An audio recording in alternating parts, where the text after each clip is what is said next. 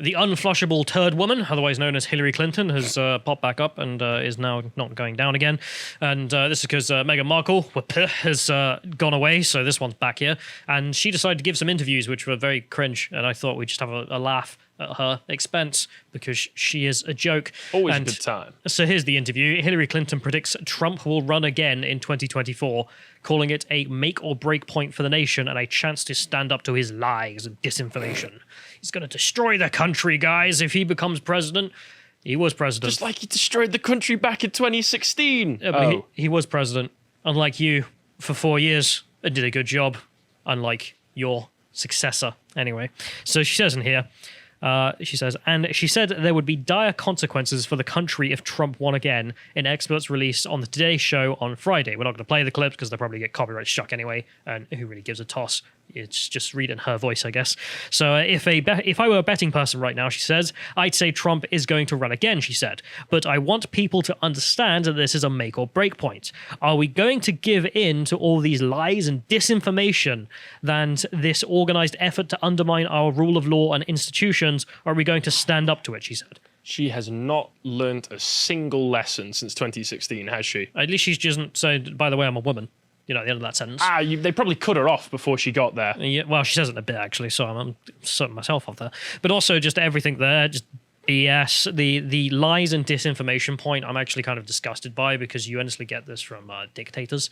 So if we go to the next one, we can have a certain slime man, Erdogan here, who decided to come out with this recently and say social media has turned into one of the main threats for developed democracies like us.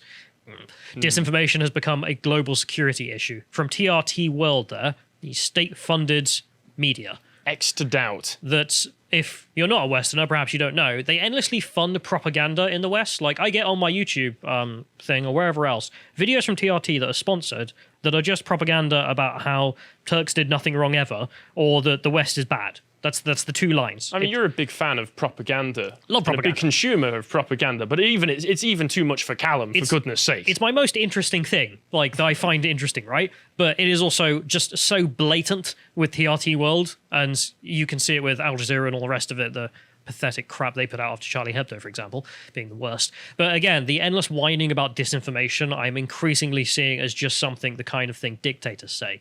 And, well, naturally also the case. I see it almost as a dog whistle at this point. Sure, the authoritarian types. Yes. Because the thing is, like, if there is misinformation in the world and you're someone who believes in free speech, you don't really care because it's not a threat. The truth will always win out. If you allow the world to have all of the conversations possible and all the battle of ideas and the marketplace of ideas and all that the would rest of mean that, free speech. all of those things, and we don't really have that. You end up with the truth. You end up with the best. That's the theory. And instead, you have people like these authoritarians coming out and being like, well, disinformation could spread. Of course, the other main example that comes to mind is Chernobyl, because there's a great scene in the HBO series, if someone hasn't watched it. If we go to the next one here for the 3.6 Rodgun scene, there's a scene where the local party turn up and turn off all the phone lines because they don't want to spread misinformation. And the same thing happened in Wuhan, in which they cut off the internet and censored people and arrested doctors to stop the spread of misinformation. They also did the same in Cuba earlier this year during the protests, didn't they? Yeah, so whenever I hear Hillary Clinton talk about misinformation, I mean, I think she was it might have been Mark Zuckerberg, but she was like the first person to make fake news a main thing, because she was alleging that the only reason Donald Trump beat me is because fake news was out there, convincing people of misinformation. And then Donald Trump took it to smack her with. Now, I thought Donald Trump, in the lead up to the election, was already talking about the mainstream media and using the term fake news. He may have been, but I do remember, like, afterwards, her using it. Oh, yeah, they just adopted it straight after. I might be wrong. But anyway, I seem to recall her saying something like that. She probably did say that he was spreading fake news, and then he just came straight back out with a, no, you. Yeah, anyway, so there's the misinformation stuff, which I find disgusting. There's also the point she says, undermining the rule of law. The party of BLM says what? Anyway, let's go to the next one. So back to the article here, in which she says, the interview ties with NBC's new masterclass streaming platform, which features lessons from luminaries of all walks of life. So she's going to go and lecture you on something. Clinton revisits her 2016 defeat in The Power of Resilience, in which she grows emotional talking about her late mother as she reads the speech she hoped to deliver if she had won. She's asking you to pay for that. Yep. She wants you to pay her money, a lot of money. She's made millions, her and her husband, but that's not enough. I need more. I love seeing Hillary Clinton posting L's Yeah. online, but I wouldn't pay for it. Again, I mean, that's why I call her the unflushable Turd. She would. Who cares what she has to say? You lost, Hillary. The power of resilience. Here's how to lose again and again and again and get back up. Right. Okay. Like, there's no like end of that arc. It's just continuing to lose afterwards as well. So. Yep. Anyway, so And you have to be resilient when you lose that much. Yeah, in case she's watching, we'll mention the best tweet ever, and it still rings in my ears. Let's go to the next one. Here it is. So we just have Hillary Clinton, happy birthday to this future president, and she wasn't president, she fucking lost. Anyway, just, I love that. I love how she hasn't taken it down either. She never did. Anyway, moving on. It stands as a monument. Yeah, we have a clip here of her reading out her speech that she would have given, and it's really crap, and I don't really want to go through it because it's literally just her being like, did you know one day women can be president? Yeah, it's just not you. Yeah, she's reading to her mother, and she says in the line, like, as unbelievable as it may be, your daughter can become president. It's just, oh, fuck off. This is why you lost, because people can't stand identity politics. This was the only point that she kept coming back to, really. I mean, wasn't it basically her slogan? It's just like, it's my turn. I presume because the Dems had seen Barack Obama run and be like, black guy in the White House. And it's like, Woman in the White House? yeah, not so much. The American people were like, well, not that. That's a step too far, thank you. That's how the Dems see the world. Anyway, so let's get back to the article in which in here they say. So, oh, sorry, I wanted to mention the masterclass here, which you can see. If you're interested. If you want to waste some money. If you want to learn how to lose things resiliently. Yeah, anyway, so going back, so we go back to the article. In the interview with Wheel Geist, she confirmed that she did not, I can't say foreign I think names. that's Willie Geist. No, man. That sounds like a euphemistic. Willie Geist.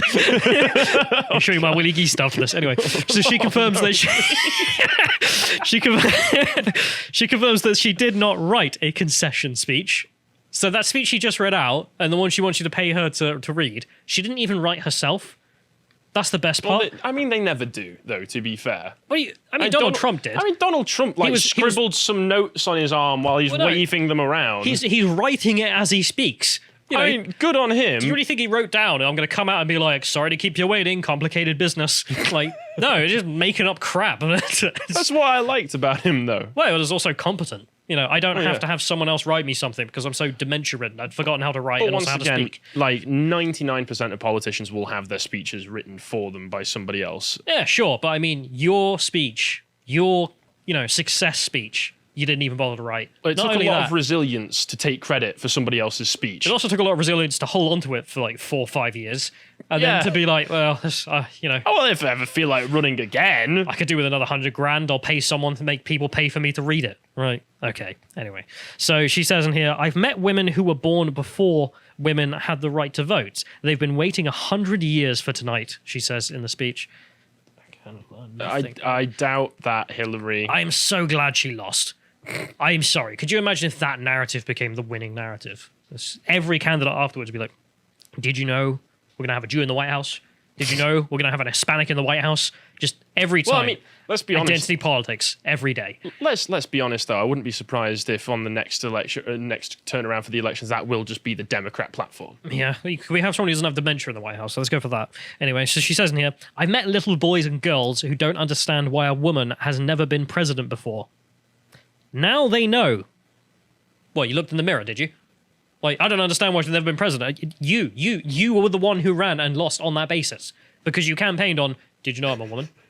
And no one liked it. Because I'm not voting for Vagina 2020. Hillary Clinton smashing hopes and dreams. Now they know, and the world knows, that in America, every boy and every girl can grow up to be whatever they dream. Even president of the United States. It's so cringe-inducing. But I mean, this is the bizarro world of what if they had got the win, let's say, and you could have seen what would have happened. She would have just been, for the next 4 years, more vagina. Well, how would Hillary have taken, for instance, North Korea v. South Korea? Or China? Did you know that I'm a woman, Kim Jong-un? Yeah, she brings shame on your family. Would have been the North Korean response, let's be honest. I love the joke from, The Dictator? You ever seen that movie? I've not. He gets married to this Jewish lady, which is funny as well. But then afterwards, they're doing an interview, and she's like, oh, by the way, I'm pregnant. And he goes, oh, are you having a boy or an abortion? Anyway, but also just, did you know I'm a grill? I don't care. No one cared. And that's why we didn't like you. Because all you cared about was essential characteristics, not being competent. Anyway, so if we go to the next one on this, I also wanted to mention, which is something my dad sent me recently that I wasn't aware of, which I found really funny, and I thought we'd include it for this Unflushable Turd, which is back in 1998. Of course, there was the scandal of her husband cheating on her, and she had to go out and be like, it never happened, I swear. There's cum on her dress. My cum. It was lady cum. Thank you very much. No defense. But there's a really funny part here. So, First Lady Hillary Rodham Clinton yesterday launched a vigorous counterattack on behalf of her husband's belated presidency, declaring that the president is a victim of a, quote, politically motivated prosecutor allied with a, quote, vast right-wing conspiracy. I should have known. It was a conspiracy theory that Bill Clinton was cheating on you. Was the cum also a conspiracy theory? I don't know. Okay. They planted that cum. Yes. Have it tested. It doesn't have his DNA. It does. Okay, well, they stole it from him. Yes. They snuck in one night. Just a reminder that politics has always been a comedy. Anyway, so she continues. She said she knew him better than anyone in the world and still loved him and fully believed his denial of the allegations that he had entered into a sexual relationship with a White House intern and had urged a young woman to lie about it. I mean, I love how we can look back on the past and just know what the truth is as well. It's always nice. But the thing is, she didn't even drop this. So I didn't know this was the origin of like her talking about right-wing conspiracies. And it also makes me think whenever you hear right-wing conspiracy from now on, or should have been from 1998, Yep. just the truth. Like, it's just true. And they are interchangeable with one another now. Yeah, like Hunter Biden's laptop. It's a right-wing conspiracy. It's true. It literally turned out to be true, just like the cum on the dress. Anyway, so we go to the next one, which is when she was campaigning. They must have got the cum on the dress from where they got those pictures of him with hookers. The hooker was a Veritas journalist. Got a little, like, I don't know, test tube out. Yeah. We'll plant on Lewinsky on him.